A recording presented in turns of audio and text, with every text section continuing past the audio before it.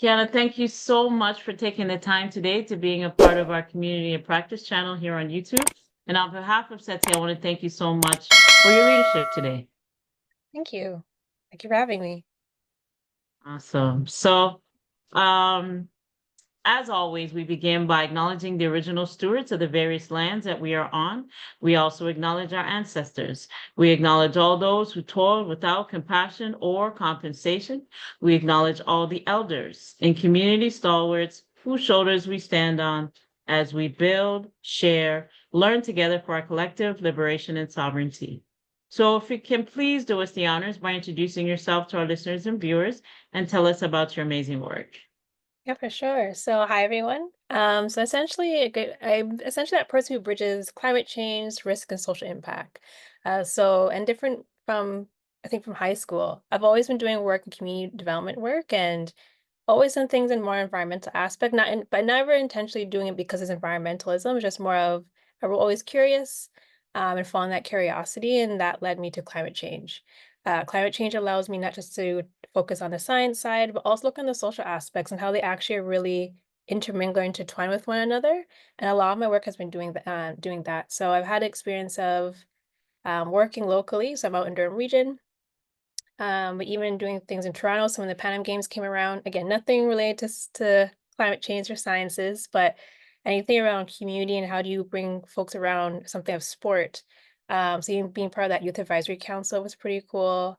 But even more recently, actually doing work with Women of Color Durham Collective, so WSDC, when it was in full operation. So right now, the organization itself is on hiatus. But through there was literally the idea of how do you build community and belonging in Durham Region, particularly for women of color, Black, Indigenous, or other self-identifying women of color, because the idea that you have to leave, and you can actually find your community right here where you belong. So yeah, my work has been here and there and around the square, but at the end of the day, it really is focusing on how do you just, again, break down silos and find those interconnections, and then for me, following my curiosity. Amazing, amazing. We thank you for your leadership for sure on that. What is your why? Like why did you get into something like this? If you give us a little background. Um, That's a good question. Wow. What is my why? Again, part of it is just that curiosity, but I think when I go back to just appreciation of environment and nature itself, I think back to particularly my grandfather.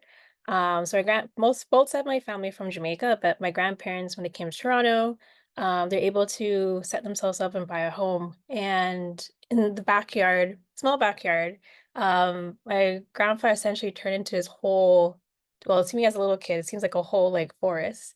Because everything was taller than me. But just the way how he always goes out and garden. I remember walking through like the garden, you're smelling mint as you walk through, or tomato plants. It's just again him going out and taking care of those plants and the gentleness and appreciation of that. But also on the flip side, coming from thinking of my mom was always involved in community work, whether that be volunteering on this board or showing up to be on this council, or even in my school.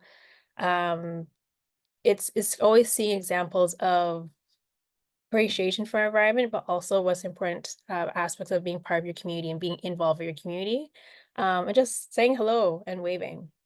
So essentially, that's coming from those two perspectives, have really driven my why, which is again, how do we, particularly for things like climate change, I think honestly most issues are so interdisciplinary, and it requires so many hands on deck to solve.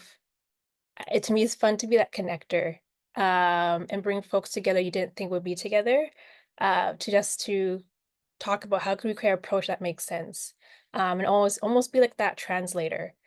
So the beauty of being in the sector is, well, yes, I can speak sciences, but I can talk to someone who's in politics, or someone who's in law, or someone who's in tech. So again, knowing these different languages, just to really to focus on how do you then make something that is actually community led and makes sense and is appropriate depending what we're looking at. So that's actually is my why. It's mostly coming from my family background, and just um, the having the ability and encouragement to be open to explore and being exposed to different things. Mm, That's really good. It really helps to bring that passion and purpose into play when you're doing your work, so it doesn't feel like it's an obligation. It's coming from a heritage, so Exactly. you just Yeah. have that, yeah, that natural sense of doing it and feeling good about it. So it can only get bigger and better for you. So that's amazing. So now, like on the flip side, what challenges or barriers have you faced, and how have you overcome them or in the process of overcoming them? Barriers I would face, I think depends on what role I'm in. Um, I think as someone who used to work in nonprofit, more particularly thinking for WCDC, so I was on their leadership team for 5 years in different capacities. So as director of community development, as well as director of operations. And I think the continuous thing is, and again, I don't think that it's unique to WCDC, but for most nonprofits or even grassroots level work, a lot of us are doing it at the side of our desk. And when you think about when granting is always going to be something that folks talk about as a barrier or a challenge. Um, and also capacity, particularly again, folks are having their own lives and we're still doing this work to create community. But the thing that actually led us to decide to have a hiatus is rest. I think there's something particularly where whether it be racialized women or people of color and rest. And it's like, how do you create community without losing yourself in the same process? And I think that it was a challenge, but also an opportunity to really, again, we're focusing on wellness of our community, but at the cost of what? I think that's something that always needs to be discussed about who, again, how are we, how can you serve community continuously but not burn out in the process? But also I think there's part of it's important to know when to step down. A good leader knows when to step down and step back and trust that community will step forward. And even though WCC has taken hiatus, there's people who have stepped forward, who were part of our programming and then their own community events as well. And then whereas I can now act more as a mentor of like, hey, these are things that I've learned, don't repeat them, or this is to be a bit more smarter. So the way of overcoming that, honestly, just community. I'm not gonna lie. Um, I think it's having those honest conversations, um, and really, yeah, really turning to community, and recognize that it's okay to step down. It doesn't mean that you failed. Because if you are not doing well, you're technically failing yourself. And if you fail yourself, you can't help anybody else. So that's what I would say we overcome those challenges. And I think in terms of funding, it's just always being creative, thinking outside the box, and how do you make your organization less grant dependent? Um, and that was something that we're also exploring, but we just didn't get to actually carry it out. Um, but yeah, I think that's in terms of like right now, in terms of challenges, I think that would be it. And I guess more broadly, because I actually stepped into entrepreneurship, I think it's just learning what this new thing is for me. That's something I haven't really done.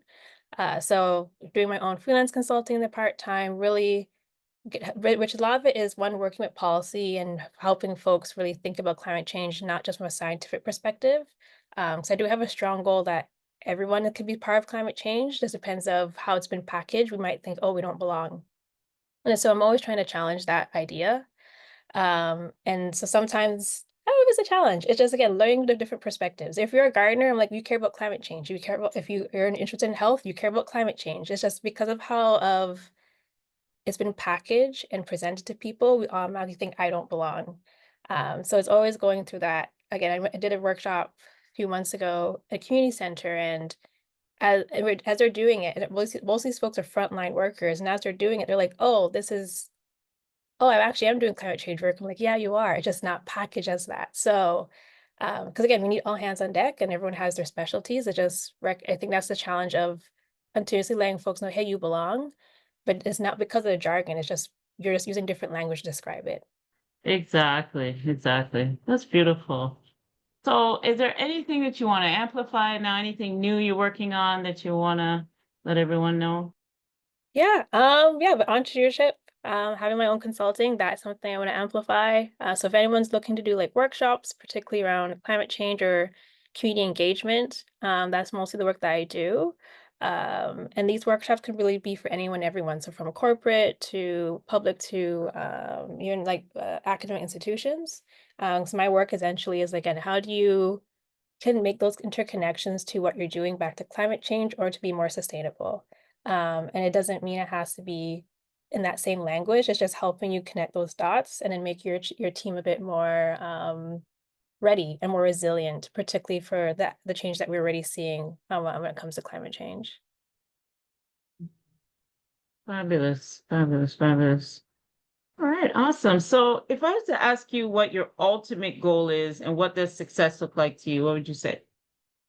My ultimate goal is, I feel like that's huge. I think that's always shifting depending what stage of life that you're going into. So what my goal is today or my goal was 5 years ago is completely different now. And I think honestly, I think from a career-wise and even a bit of life-wise, it's honestly just rest and peace. And I think that is, in some aspects could be a privilege in itself. But I think particularly as I get older is like, how do you, again, continue doing great work, continue helping community, but also not at the expense of myself and my well-being. So I think that is always going to be my ultimate going throughout any age. But also to see how can I also support other folks doing great work in the community. I don't always need to be in the forefront. I'm a-okay not to be. Um, but it's always, I think that's what makes me excited, where again you can see someone who's taken inspiration and ran with it.